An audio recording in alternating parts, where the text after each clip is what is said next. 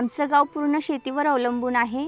इथे जास्तीत जास्त लोक शेती करतात आणि काही लोक जे आहेत ते शेतमजुरी करतात।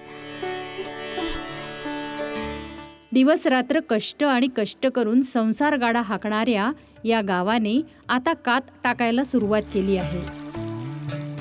होय, महाराष्ट्र शासनाचे ग्रामीण जीवनोन्नती अभियान येथे पोहोचले आणि या महिलांना जणू नवसंजीवनीच मिळाली। कालपर्यंत चूल आणि मूल अशा मर्यादेत असलेल्या एकलारा येथील महिलांनी एका नव्या क्षेत्रात पदार्पण केले आहे। ते नवे क्षेत्र म्हणजे मत्स्यपालन व्यवसाय हे होय। कारण त्यांना ग्रामीण जीवनोन्नती अभियान मार्फत मत्स्यपालनाचे प्रशिक्षण मिळाले होते। तेव्हा हा व्यवसाय आपण करू शकतो हा विचार त्यांच्या मनात आला।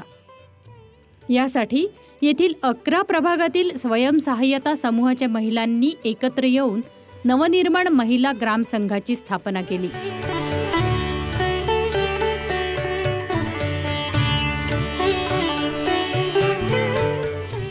माझ्या स्वयंसहायता समूहाचं नाव धरती आहे। आमच्या इथे 11 समूह आहेत आणि 11 समूहाचा मिळून आम्ही एक ग्रामसंघ तयार केला। त्या ग्रामसंघाचं नाव नवनिर्माण ग्रामसंघ आहे। आणि साऱ्या मिळून गावातील तलावात मत्स्यपालन करण्यावर लक्ष केंद्रित केले।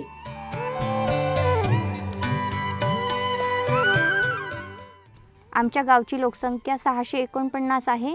इथे सगळे आदिवासी लोक आहेत आणि आमचं गाव पेसा अंतर्गत येते। पेसा अर्थातच जल जंगल जमीन अधिकार हा कायदा यांच्यासाठी अत्यंत फायद्याचा ठरला। तलाव हस्तंगत करण्याला कोणतीही अडचण झाली नाही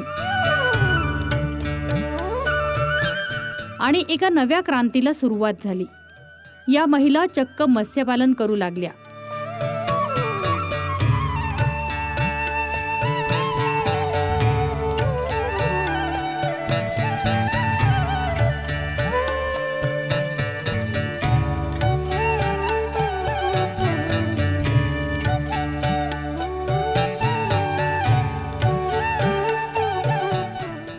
मत्स्यपालन तर सुरू झाले। आता अडचण होती ती मत्स्यबीजाची, कारण हे बीज बाहेर जिल्ह्यातून आणायला परवडत नव्हते। त्यामुळे येथेच मत्स्यबीज निर्मिती झाली तर फार बरे होईल असा विचार या महिलांनी केला। विशेष म्हणजे यासाठी शासनाकडून पुरेसा निधी प्राप्त झाला आणि या महिला येथेच मत्स्यबीज निर्मिती करू लागल्या।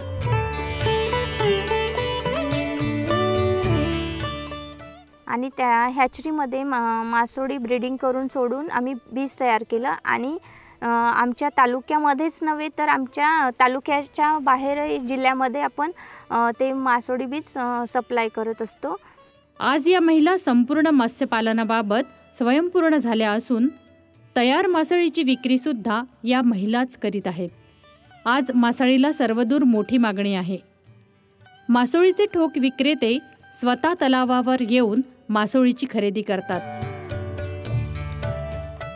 हा व्यवसाय करताच एक सुधारित पद्धतीने मत्स्य व्यवसाय कसा करावा या दृष्टिकोनातून आपण त्या तळ्यामध्ये जे केज कल्चर असतं ज्याला आपण पिंजरामध्ये मत्स्यपालन म्हणतो, तर त्या प्रकारे आपण मत्स्यपालन करण्याचा प्रयत्न केला आणि या तलावामध्ये आपण सुरुवातीला 4 केजची निर्मिती केली आणि त्याच्यामध्ये मत्स्यपालन आपण सुरू केलं।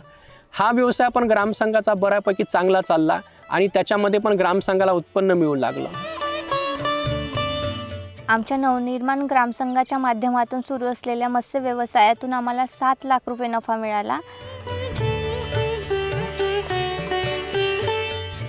कोरोना काळामध्ये आपण 40 क्विंटल मासा विक्री केला आणि त्याच्या उत्पन्नातून आपण जे उत्पन्न मिळालं ते सर्व महिलांना 2,500 रुपये प्रमाणे वाटप केलं आणि काही जे उत्पन्न होतं 2 लाख ते आपण पुढील उद्योगासाठी जमा ठेवलेलं आहे। एकूणच या व्यवसायामुळे सर्वसामान्य कुटुंबातील 80 आदिवासी महिलांना मोठा आधार झाला आहे। मत्स्य व्यवसाय चालू केला आणि त्याच्यामधून आम्हाला 2,500 रुपये आधार मिळाला।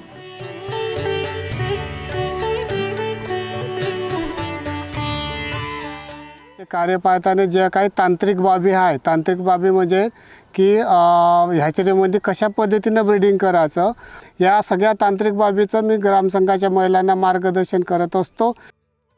एकलारा गावाने मत्स्य व्यवसायात घेतलेली भरारी निश्चितच लक्षणीय आहे. हा व्यवसाय असाच वृद्धिंगत झाला पाहिजे, यासाठी नवनिर्माण महिला ग्रामसंघाला खूप खूप शुभेच्छा.